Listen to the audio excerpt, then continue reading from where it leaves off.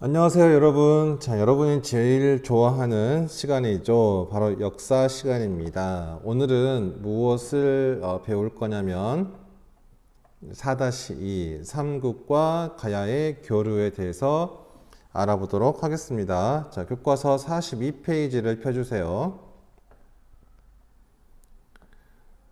지난 시간에 배웠던 내용인데요. 고분 벽화를 통해서 알 수 있는 것은 무엇일까요? 네, 그렇죠. 바로 당시의 생활 모습과 사상을 알 수 있다고 했었죠. 자, 그러면 오늘의 어록입니다.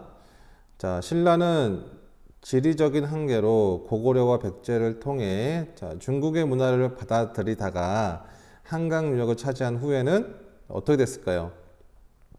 네, 그렇죠. 바로 한강 유역을 통해서 직접 중국과 교류를 할 수 있게 되었죠. 그렇기 때문에 나중에 직접 신라가 중국에 도움을 요청함으로써 삼국 통일을 이룰 수 있게 되었죠. 자, 학습 목표입니다. 첫 번째, 삼국과 가야가 중국, 일본, 서역과 문화를 교류하였음을 알 수 있다. 여기서 특히 주목해야 될 곳은 바로 서역입니다. 서역. 그 다음에 이제 두 번째는 삼국과 가야의 문화가 일본 고대 문화 형성.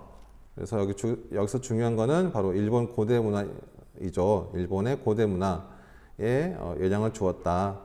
라고 하는 것입니다. 특히 이 두 번째가 시험에 잘 나오니까 주의 깊게 보길 바랍니다.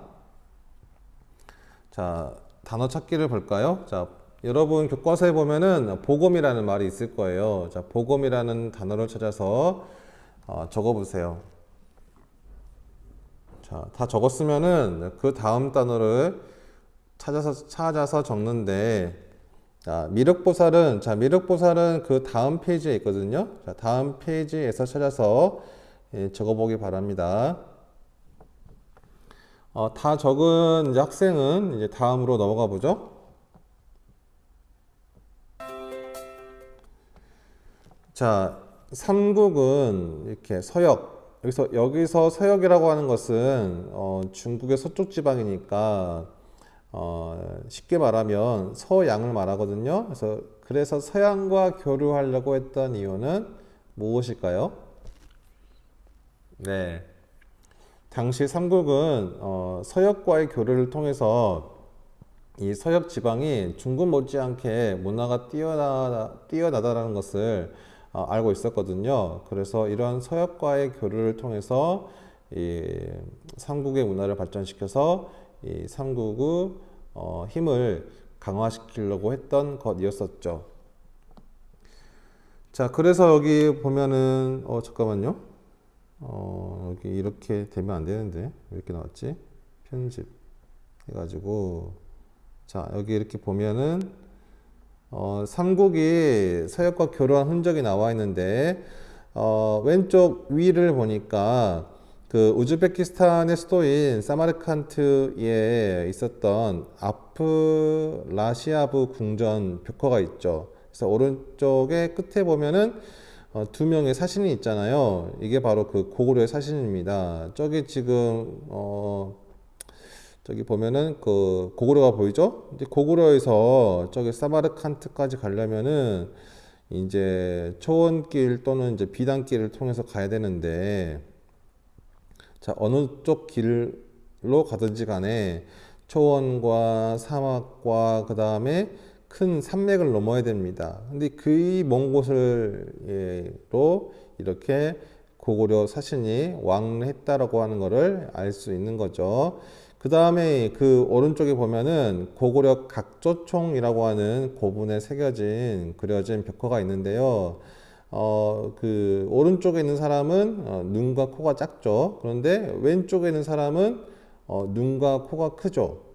바로 이 서역인이 바로 이 고구려까지 와서 씨름을 했다라고 하는 것을 보여주는 증거가 됩니다. 그 다음에 또 오른쪽에 보면은 유리 제품이 나와 있는데, 당시 로마의 지배층이 사용했던 유리 제품과 유사한 형태의 유리 제품이 바로 경북 경주의 고분에서 발견되었죠. 따라서 신라의 지배층 또한 로마의 지배층처럼 똑같은 그 유리 제품을 사용하고 있었다라고 하는 것을 알 수가 있고요. 그 다음에 이제 맨 끝으로 오른쪽으로 가면은 이 경주 계림로 복음이 나와 있죠. 그래서 이 복음은 당시 서양에서 유행하던 복음 양식과 유사함으로써 우리가 서양과 교류를 하고 있었다라고 하는 것을 알 수 있게 해줍니다. 자, 이것을 통해서 우리는 삼국이 서역과 교류했다라고 하는 것을 알 수가 있고요. 자, 그래서 선생님이 실제로 그 궁전 벽화를 찾아봤거든요. 그랬더니만 자, 이렇게 중앙아시아가 나왔고요. 보면은 다 전부 이렇게 사막으로 되어 있죠. 대부분이. 자, 그래서 여기 찾아보니까 지금 고구려하고 상당히 멀리 떨어져 있죠. 네, 중간에 사막도 엄청 많고요. 네, 그래서 여기 아프라시브 궁전이 위치한 곳이 우즈베키스탄의 수도인 사마르칸트거든요. 여기는 다른 지역과는 보기 드물게 녹지가 형성되어 있죠. 그래서 이 궁전은 거의 남아있지 않고 그 터만 남아있는데 그 앞에 보면은 이렇게 전시관이 있습니다. 그래서 전시관에 들어가 보면은 그 궁전에서 발굴된 벽화를 이처럼 전시를 하고 있는데 막상 가면은 실망할 수도 있어요. 생각했던 것보다는 그렇게 크지 않기 때문에. 그런데 우리가 이제 주목을 해야 될 것은 네, 여기 보이나요? 네, 오른쪽 끝에 보니까 그 고구려 사신 두 명이 보였죠? 네, 고구려 사신 두 명 보이죠? 네. 그래서 이 고구려 사신들을 통해서 바로 여기까지 고구려인들이 왔다라고 하는 것을 이제 알 수가 있습니다. 자, 그래서 다른 분들이 찾아가서 찍어 놓은 사진을 보니까 이게 지금 그 당시 사신의 추정도입니다. 사신이라고 하는 것은 외교적인 목적을 띠고 다른 나라를 방문한 관리를 사신이라고 하죠. 그리고 이거는 실제 그림 남아있는 흔적이에요. 그림은 거의 남아있지 않고요.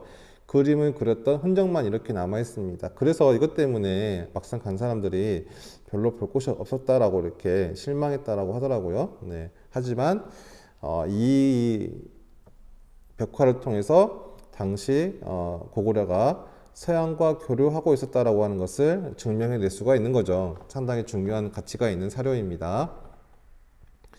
자, 그 다음에 이제 삼국과 가야가 일본에 선진 문물을 전파했는데요. 자, 그 이유는 무엇일까요? 왜 전파했을까요?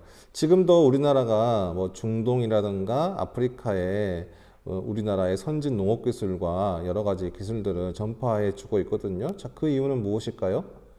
네, 그렇죠. 그들 나라와 친하게 지내는 것인데, 그런데 그 과거 우리나라가 일본의 선진 문물을 전파한 것은 정치 군사적인 이유도 있었죠. 왜냐하면은 뭐 예를 들면은 백제 같은 경우에 신라와 사이가 안 좋으니까 일본을 이용하면은 신라를 견제할 수 있잖아요. 만약에 신라가 백제로 쳐들어왔을 경우에 백제가 일본한테 병사를 요청하는 거예요. 야, 너희가 신라로 쳐들어가 달라라고 하면은 신라는 함부로 병력을 뺄 수가 없죠.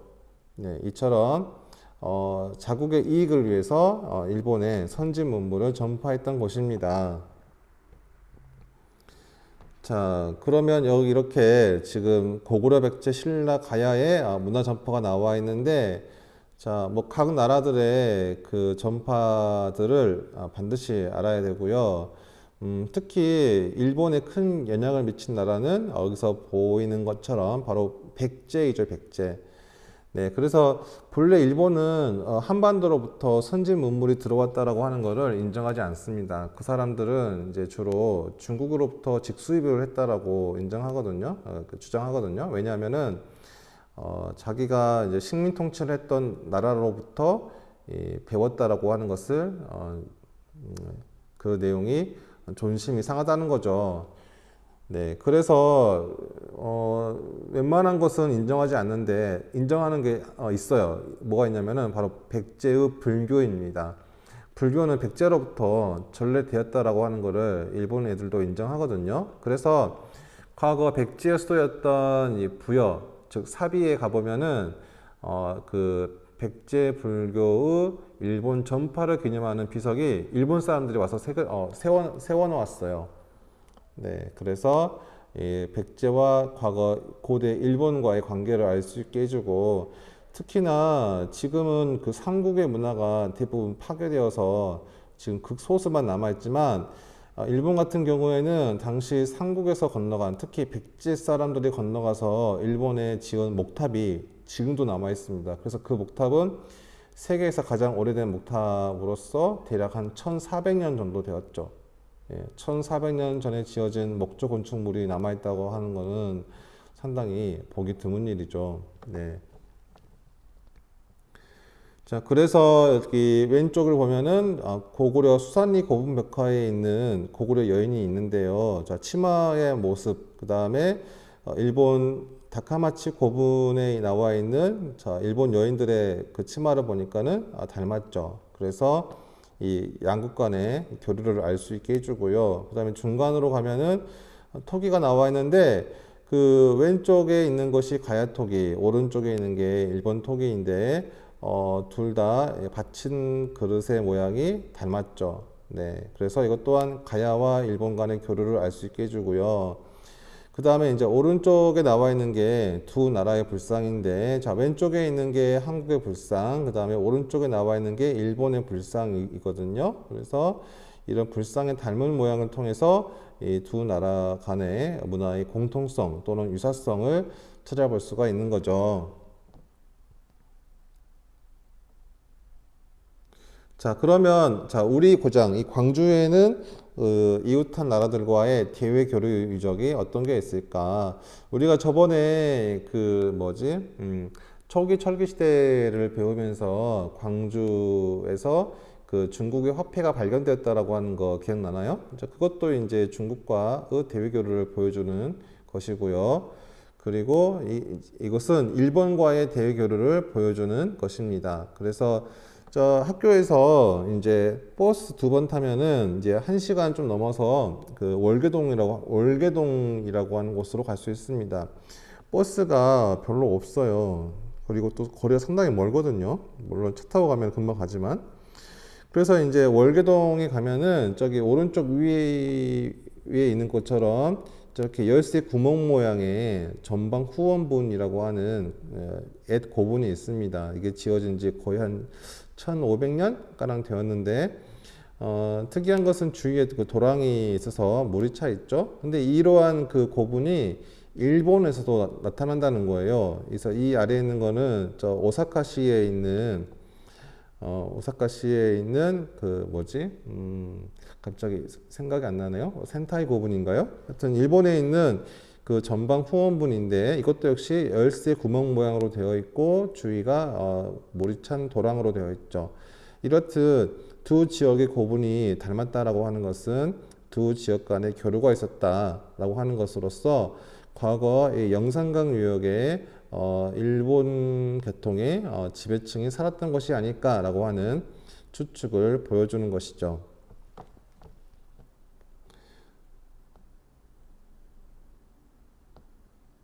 자, 그래서 오늘 배웠던 내용을 한마디로 요약하면은, 여러 유물을 통해 삼국과 가야가 이웃나라와 무엇을 했음을, 네, 그렇죠. 바로 교류하였음을 확인할 수 있다가 되겠습니다. 자, 형사평가를 볼까요?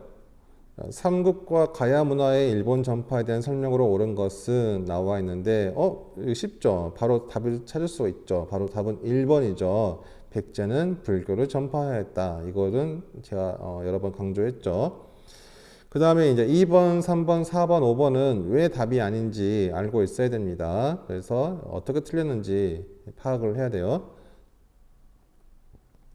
자, 그 다음에 이제 스스로 확인해요인데요. 자, 다음 빈칸에 들어갈 용어를 문자표에서 찾아보자 라고 나와 있는데, 자, 여기 나와 있는 답들은 전부 다 교과서에 나와 있거든요. 자, 그래서 교과서를 찾아보고 여기 빈칸에 들어갈 내용을 옆에 나와 있는 문자표를 활용해서 적어보면 되겠습니다. 시간은 뭐 이렇게 여러분이 다 찾을 때까지 하고요.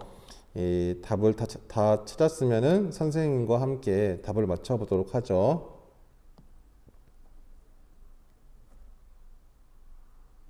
네, 1번이 이제 미륵사인데요. 아마 생소한 학생도 있을 겁니다. 자, 뭐 덧붙여서 설명을 하면은 백제 무왕이 있는데요. 여러분들이 아마 그 선화공주와 관련해서 상당히 뭐 이미 알고 있는 사람도 있을 겁니다. 그래서 선화공주의 남편이 바로 이 무왕이거든요. 무왕. 네, 서동요로 이렇게 널리 알려진 사람이죠. 자, 그래서 이 무왕은 왕권을 강화하기 위해서 절을 지었는데요. 이때 절의 이름을 미륵사라고 했거든요. 여기서 미륵이라고 하는 것은 세상을 구원하는 부처이죠. 즉, 이 무왕이 왕권을 강화하기 위해서 자신을 미륵이라고 하는 것을 강조하기 위해서 절의 이름을 미륵사라고 한 거죠. 그래서 이제 미륵사라고 하는 절은 사라졌지만 현재 그 석탑이 남아서 과거 미륵사를 증언해 주고 있고요. 그 다음에 이제 신라의 천문 관측기구로 추정되는 것은 바로 경주 첨성대이죠. 그 다음에 3번 신라의 고분양식, 벽화가 없고 도굴이 어렵다. 이것은 돌무지 덧널무덤이죠. 그 다음에 4번에 자 신라의 신분제로서 유명한 것은 그렇죠. 바로 골품제였죠. 그 다음에 5번 삼국시대에 자 이것은 자 무엇일까요? 그렇죠. 바로 산천숭배나 불도장생을 통해서 알 수 있는 거니까 답은 도교가 되겠습니다. 자, 그러면 다음 시간에는 이제 단원 마무리로서 1단원에 나왔던 중요 사항을 다시 한번 살펴보고 핵심을 정리해 보는 시간을 갖도록 하겠습니다. 자, 고생했습니다.